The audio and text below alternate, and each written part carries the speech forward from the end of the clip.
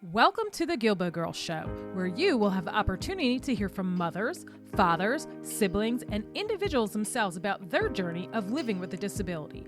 I know, it's called Guilbault Girls, but we have a bonus for you as we get the Guilbault boys to interview some of the dads and siblings to get their perspectives too. We'll also have special guests from time to time to share the many resources that are available to those living with a disability and their families. So get ready to laugh, smile, cry, maybe even get a little angry when you hear some of those stories of their day-to-day struggles. But let's not forget their many triumphs. As they say, it takes a village, and if it weren't for our village, we wouldn't be where we are today. So join us. Hello, and welcome back to another episode of the Guilbault Girls Show. I'm your host, Karen Guilbault, and today's guest is Paul Vecchione, founder and CEO of Long Island Prevention and Resilience Enrichment Program, also known as Long Island P.R.E.P. Paul was born and raised in Suffolk County, Long Island, and has called it home for the past 40 years, where he and his wife are raising their two children. Paul has been an educator on Long Island since 2004 and holds 2 master's degrees from Long Island colleges. With so much invested in this region, Paul has taken a keen interest in what has become one of Long Island's most devastating realities: substance abuse and addiction. Having worked with teenagers his entire professional career, Paul offers a unique perspective into the mitigating factors that drive adolescent behaviors, particularly those which can lead to destructive decisions. Substance abuse, particularly substance abuse and its ensuing crippling effects on the lives of people and their families, has Paul's attention. And it is for these reasons that Paul is the CEO of Long Island P.R.E.P. Long Island P.R.E.P provides proactive addiction solutions by hosting substance abuse prevention education to schools, teachers, parents, and families. So first of all, thank you so much for being on the show. I appreciate it. The work you do is much needed. Well, thank you. It's great to be on. So how you doing today? What do we got? I'm doing very good. So let's jump in. So can you share with us what Long Island P.R.E.P, what the story is, the mission and the values are? Sure. So I'm sure you and your listeners are aware there's some bad things going on across the country when it comes to drug overdose and the mental health crisis. These numbers have been rising now for years, and I think we've kind of reached crisis, status. We're well beyond that. So just a real brief history about myself. I'm a teacher here in Suffolk County, Long Island. I've been teaching for 20 years.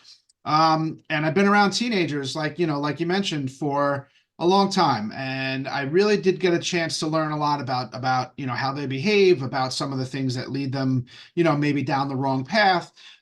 So, kind of bringing my experience as a teacher, and then, the fact that we're in the midst of these, crises across the country, I kind of figured, okay, maybe I can use my experience working with teenagers to help people in prevention and intervention when it comes to substance abuse and to mental health. So it's about 6 years now with a lot of research and development, but Long Island P.R.E.P has come a long way. We've got a bunch of programs that are available to school districts and to parents and to students, so we can try to get some kids on the right track. We kind of took the prevention and intervention route, but we're kind of chock full of things to do, so we can try to get kids back on track here.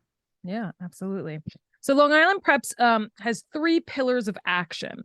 So can you address the challenges faced by youth, schools, and communities through a 3-pronged approach? Can you walk us through each one of those pillars? Sure. So, and thank you for that, because again, one of the things that I learned was that it's such a complicated issue. I mean, mental health and substance abuse, there's no one cause, there's no one solution. It's very intertwined with a lot of things. So drug abuse and mental health, I kind of always say this. They're brother and sister. One is the cause of the other, and vice versa. So what I kind of observed and kind of put together with these programs is, like you said, the 3-pronged approach, where We have the K through 12 prevention education program in schools. So kids are taking, they're, getting educated on the dangers of drugs and, the consequences of destructive decisions. And, we kind of teach them with the mental health aspect to, become good citizens and have strong, self-esteem and confidence.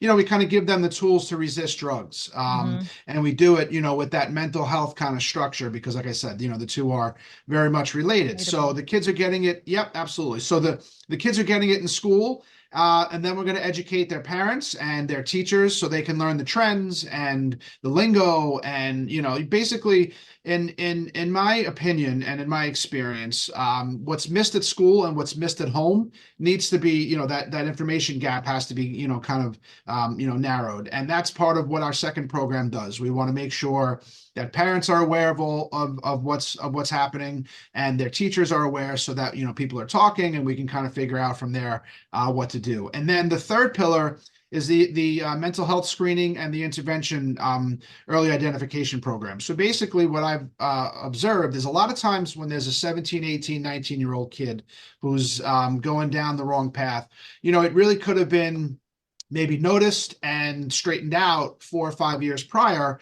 if somebody was looking, and if there was a way to figure out what the issue is, and get them on the right track before they, go down that, path of destruction. So I've kind of developed a comprehensive student-centered intervention plan that, works with parents and works with schools. So if we notice a kid is off, if there's something going on with that kid, whether it's, social, emotional, or with, they're dabbling in drugs or alcohol, we can figure that out early on and then set them on a plan with goals and, benchmarks, so that, they don't head down that wrong path at 14 and 15, when it's a lot easier to stop it than it is when they're already addicted.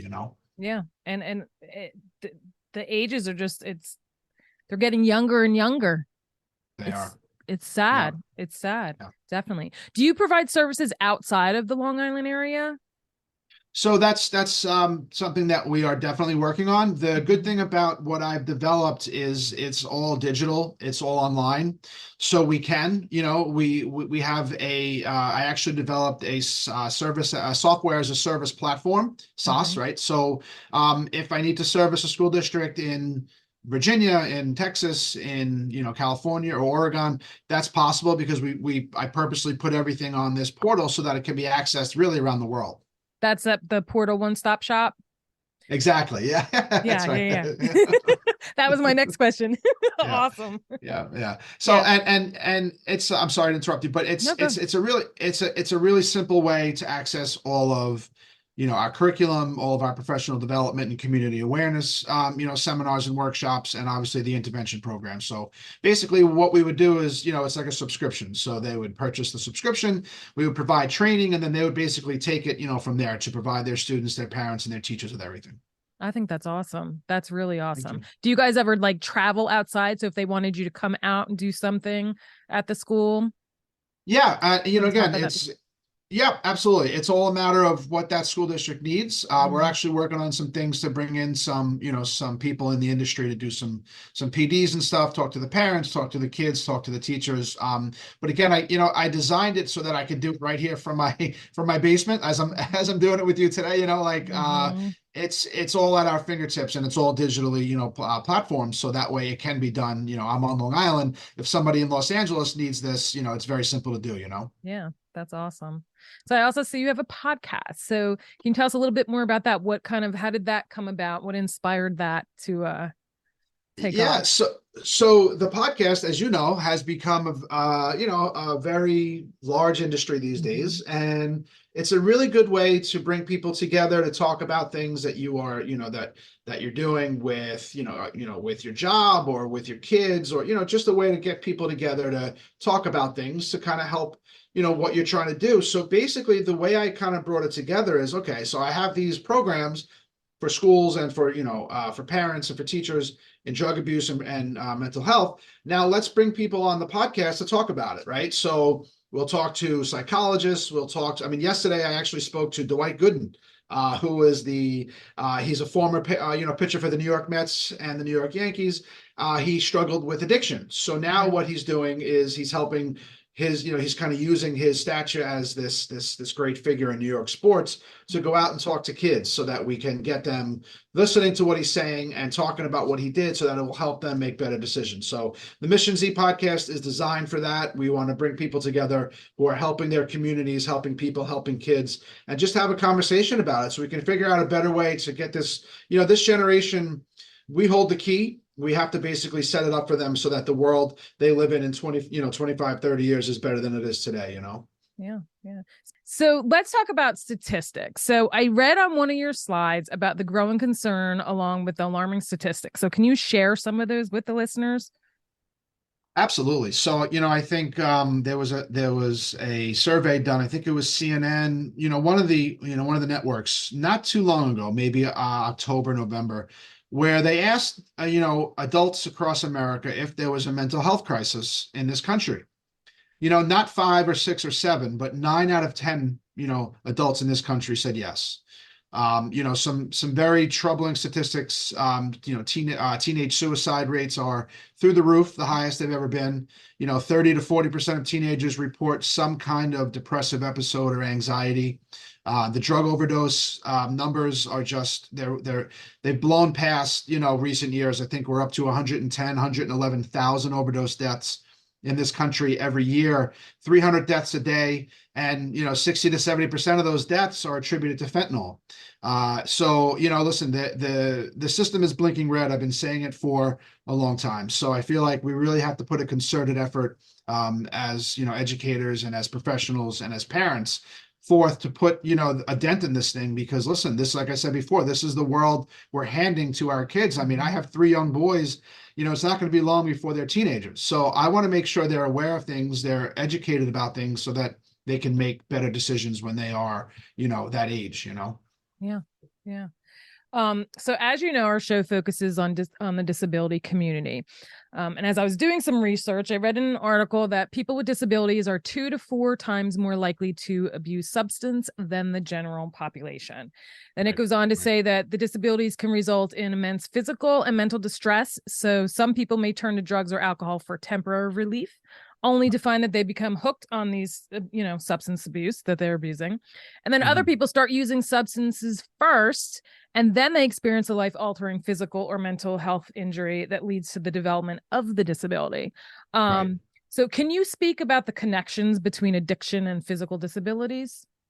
I can, and I'm a special ed teacher first. That's what I've been doing, all these years. So I'm immersed in that population, and I think, look, we've come a long way as a country when it comes to dealing with, individuals with disabilities. Since what was it, 78 or 79 with, I think it was IDEA. Basically where the federal government started mandating that schools pay a lot of attention, to students with disabilities. The problem though is that, if you're a child who's, struggling in school, and whether it's physical or, any other disability, ADHD or ODD or, you can go down. So, you're struggling in school and maybe your parents or your teachers don't know it yet why, but you're behind and you have to overcome a disability to be equal with your peers.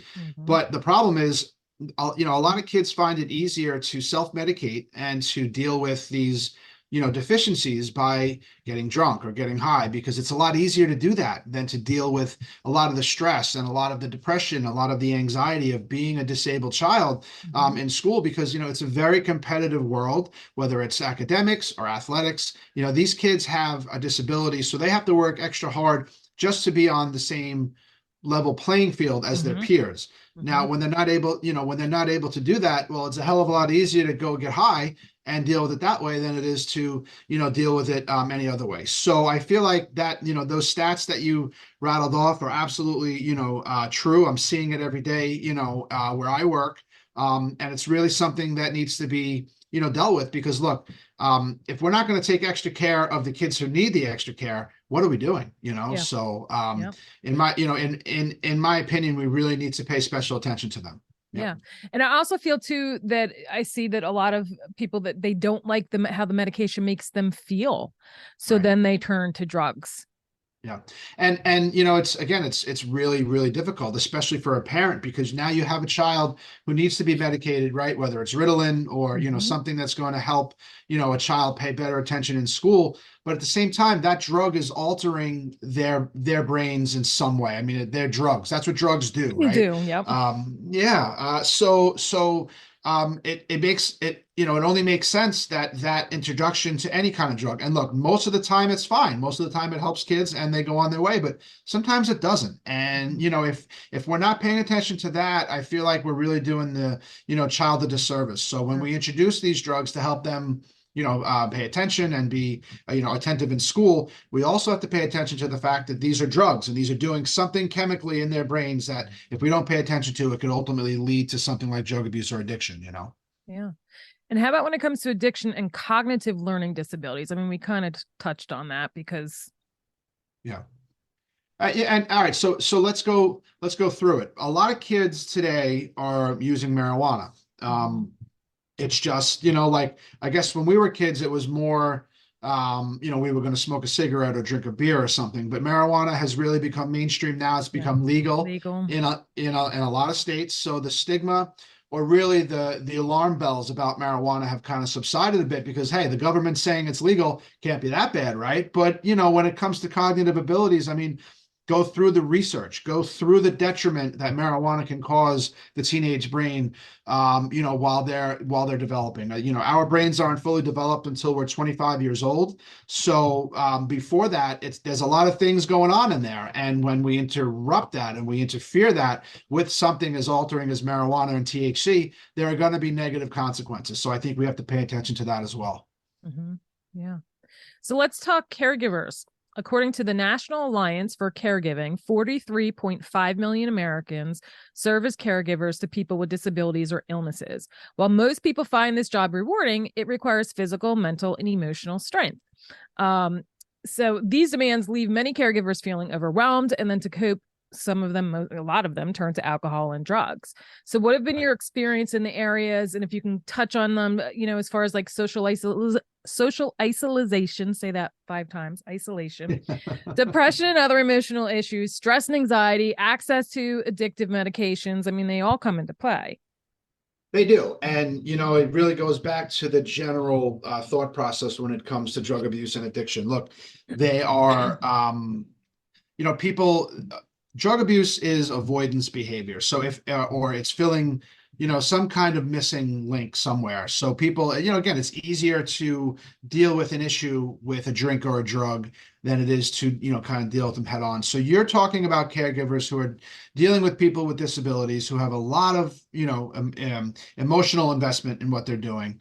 And when it doesn't go like they would like it to go, sure, it's easier to do the bad things than it is to deal with it on a different level. And it's different when we're adults than when we're kids. Because when we're adults, we're supposed to be responsible. We're supposed to know these things, but a lot of people don't. So where we come in, it's like, okay, we're going to try to figure out a different way, a more effective way, a better way for you to deal with whatever stress, whatever angst you're going through, so that you don't have to turn to the drug or the drink to deal with it, right? And it comes down to the mental health. We have to Mhm. figure out what that missing link is, and we have to help you fill it. Yeah. Yeah. How about again the siblings? The siblings I think are huge too because I Yeah, think it's so much more of a high risk because they're always like put off the second because the right, child with the right, needs come first and a lot of times they don't want to open up to the parents because then they feel guilt like oh they have enough on their mind going through with my right. sister or my brother so then they may not have a lot of people to talk to and then again then they turn to drugs Yeah. and alcohol. Absolutely. And think about that dynamic. I know that there's obviously some experience there. But a 13, 14, 15-year-old child who's growing up in a household with a sibling who has a disability. I mean, naturally, there's going to be less attention paid Mhm. to the child without a disability, right? So I think it's so important for parents to be educated on that Mhm. so that they can know what to look out for and fill it with positive, Mhm. reinforcement and things like that. so that that child doesn't feel alienated or isolated, or that they're not getting the attention that they deserve. And that's really difficult to do. But if you have, the education and the information about it, at least parents will be aware of that so they can be cognizant of it. Even if it's not easy to do, at least they know that, hey, we have to give much more attention to this child, but we have to make sure we're giving the adequate attention to this child as well, so that these things don't happen. So I think you're right. I think that there's going to be more of a propensity for those children without the disabilities in a household to be more at risk. And that is all the more reason for parents to be aware of it and make sure that they pay attention to it, Right. Do you guys have any special programs that are like targeted towards the disability community, or is it just kind of like a whole? Yeah, so both. Again, being a special ed teacher, knowing that there is an entirely different approach to some form of education when it comes to students with disabilities. And again, I purposely developed the programs like it's wide open and it's ambiguous, but it can be homed in and on and made sure that it can deal with any child with any academic abilities or disabilities, because the reality is there's plenty of people out there, plenty of children out there who are going to need that kind of instruction, that kind of education. So knowing that as a special ed teacher, sure, I made sure that was put into the curriculum and obviously the intervention services as well. That's awesome, because I definitely want to pass on your information to some of the different networking people that I know out That'd here. be great. Thank you. So, awesome. Thank you. Yes, absolutely. So before we wrap up, is there anything else that you would like to share or advice that you would like to give? So listen, I think if we're speaking to parents, I think parents have to know they hold the key to this entire thing. I know there's so much going on in the world, and especially today, there's whether it's a single household parent or two parents who are working, it's different than when we were younger. Yes. And I think so the best thing they can do is educate themselves and be informed about what's going on, because when that happens, they have the power to then step in and intervene and prevent things from going awry. So the best thing a parent can do is just be aware of these things, seek out these these programs or these companies who are going to provide it for you, because the more you know, the more power you have to prevent things from going the wrong way. I mean, it's so cliche and so simple, but parents have to take advantage of that, because you are the most important person in your child's life until they're listen, their whole lives, but especially until they're about 25 years old. So take on that role with responsibility, but making sure the things that are out there so that you can address things with an informed an informed approach before things go down the wrong path. Yeah. So I'm going to put all of your information in the show notes, but real quick, if you wanted to just put out there, how would people find you? Sure. So, I mean, the easiest way is, the website, www.longislandprep.org. That's one word. I know it's very long. I probably should have made it shorter when I created the business, but this is where we're at. So on the website, you can learn all about our programs and our services. You can get my information on there. You can send me an email, and I will obviously provide anything that, people seek out. So, yeah, and there's lots of videos too. Really great stuff on there too. Awesome. Yeah, absolutely. So as a token of appreciation for being a guest on the show, I hand stamp tokens on and put them on keychains or bracelets with a meaningful word. So I wanted to choose what word would you choose and why? Great question. Resilience. Resilience, because life is life. Life is always going to throw you curveballs. Life is always going to be hard some days. It's going to be harder. It's going to be hard some days more than it's easy. But it's our ability to accept that and to bounce back, to be better and stronger, that we really need to focus on. Resilience is so important. We need to learn how to be resilient. And then when we learn how to be resilient, we are all the better for ourselves, our children, our students, our friends, whoever. So definitely would be resilience. That's a great question, by the way. Awesome. So everybody, thank you so much for tuning in. Make sure you go visit his website and reach out to him for any questions that you have. And until next time, have a great day. Thanks. Thank you for joining us as we spread awareness through our personal stories and the many resources shared. You can help us by joining our village simply by sharing our show with the masses. You can also become a supporter of the show by clicking on the link in the show notes. Your funds will allow us to keep sharing these valuable, heartfelt stories and resources. Be sure to subscribe to our Guilbault Girls podcast and YouTube show, and don't forget to follow us on Facebook and Instagram at Guilbault Girls.